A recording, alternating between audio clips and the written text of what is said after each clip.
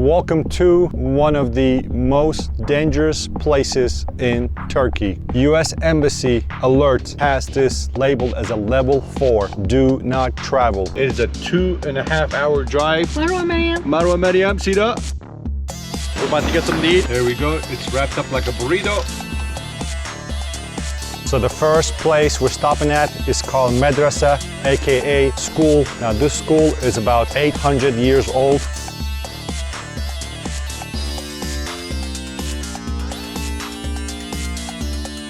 Tito not wearing futta. Where? Yeah.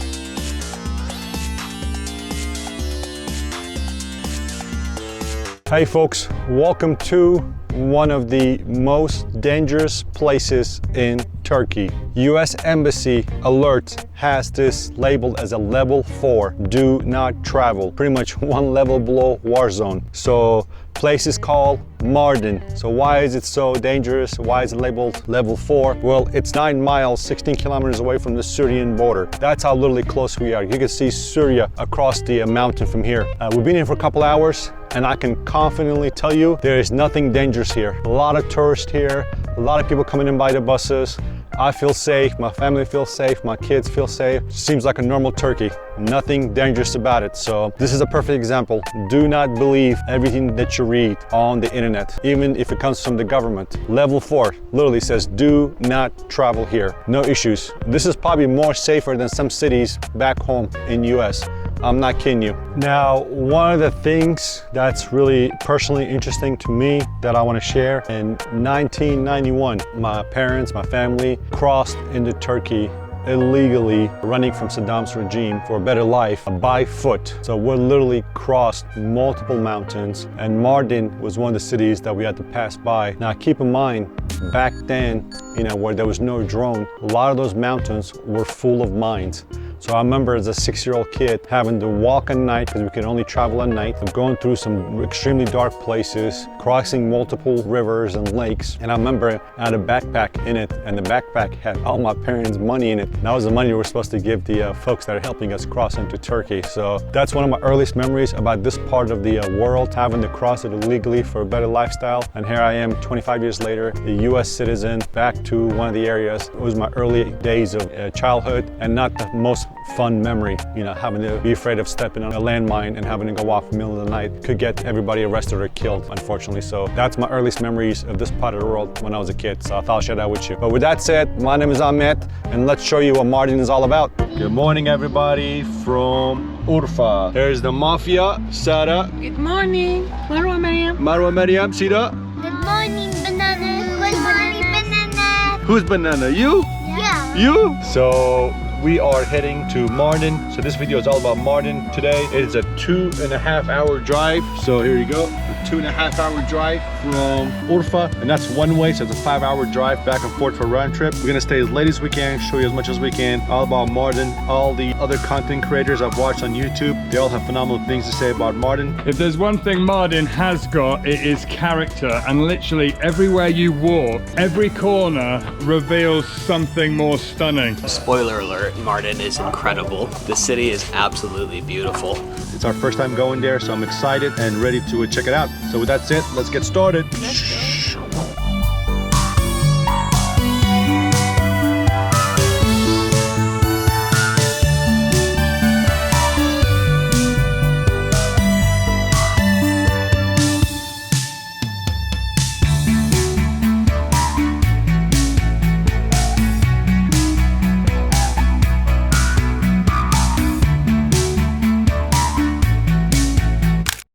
Alright guys, so we just got to Mardin and we are stopping by our first place to grab a quick something to eat. This is called this çiğ köfte. So let me show you what it looks like right here.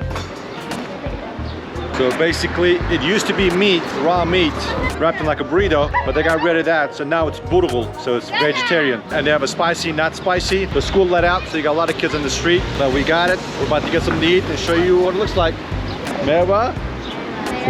How are you? How are you? Good. How was your day? Good. Mine. How old are you? Merhaba. Bye-bye. Bye-bye. I got the ayran, because it's spicy. There we go. It's wrapped up like a burrito. So you got pomegranate, hot sauce, lettuce, cabbage, and then the vegetarian burgul, aka chikafte. There we go. And it's very thin bread. It's spicy. Woo! There you go. Cheers.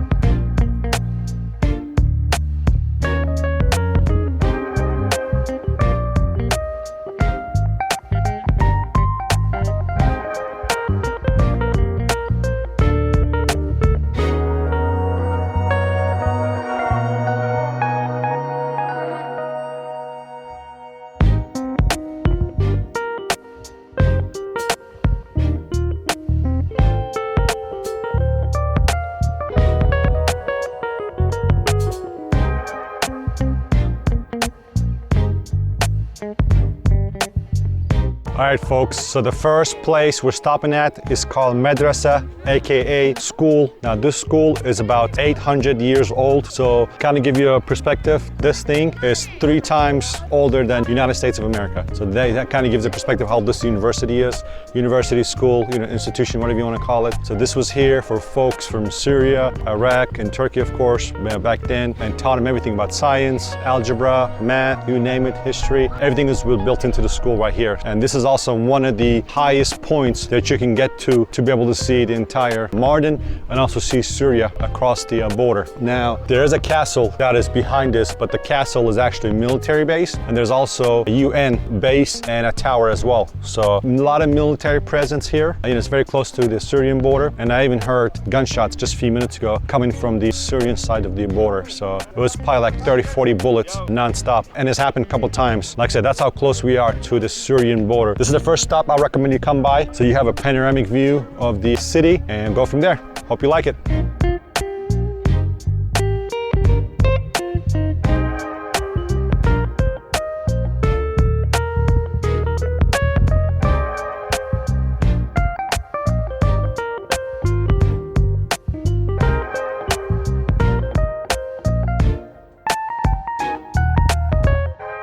Now, that's pretty cool. It's a reverse skull drawing. These are stairs that go up.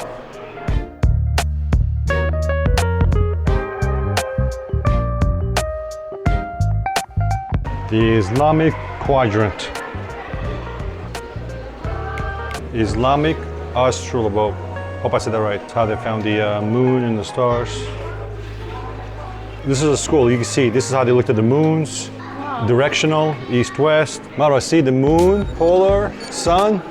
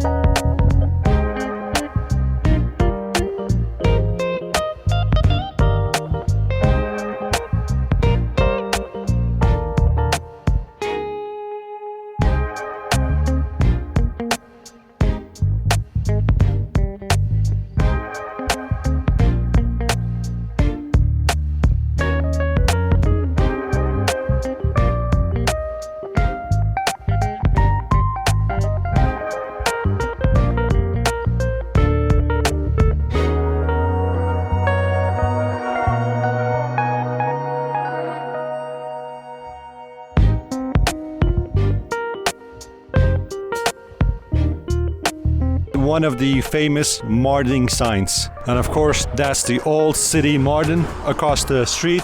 You can see how amazing this is. They literally built it bottom of the mountain and going all the way up to the castle.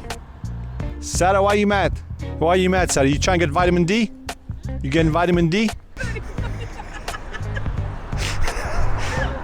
Alright guys, this is called Turkish French fry. Oh, I'm kidding, it's actually called kumbir. It is loaded potatoes with whatever you want. So let me show it to you. So we have, of course, potatoes, cheese, butter, corn, pickles, jalapeno, ketchup, and coleslaw. And it tastes amazing.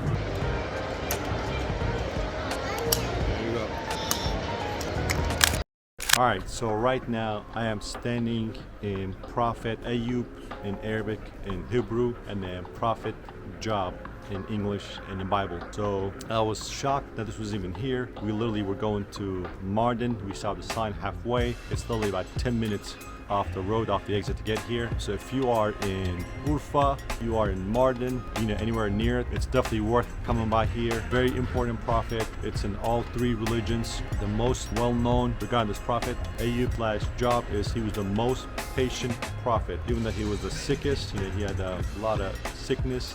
That was how he was tested by God. He eventually got better, but he was known for having the most patience in many of the other prophets. So that's what he's known for. So his tomb is here. This is where he was buried, still here to this day. We were lucky enough that they were able to open the coffin above it, where you can see the actual tomb, the grave of the prophet. So we were one of the lucky ones to be able to see that. It looks like it happens on Friday, so we'll be here right after Friday prayer, and that's when they see that. So amazing place, amazing experience, very spiritual, and definitely gives you a different perspective. There's also another prophet as well that's right next to it. So if you come here, hour and a half, should be plenty of time to check it out. Tito not wearing futta. Her hair is bad. Where? Yeah, Princess Maria.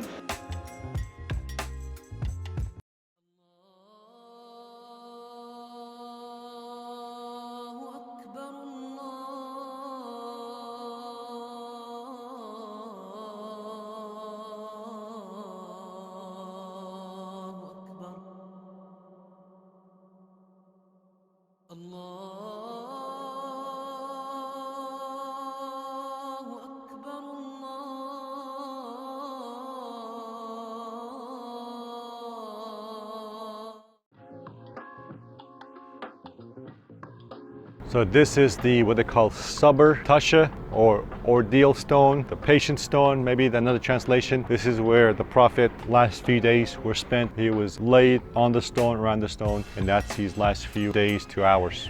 It's still here today. So right next to it, you're gonna find what they call a holy water, so aka shifa water. It helps with sickness, healing. A lot of locals come here, fill up with the water, take it home. So this is the other prophet, Peygamber Alisa.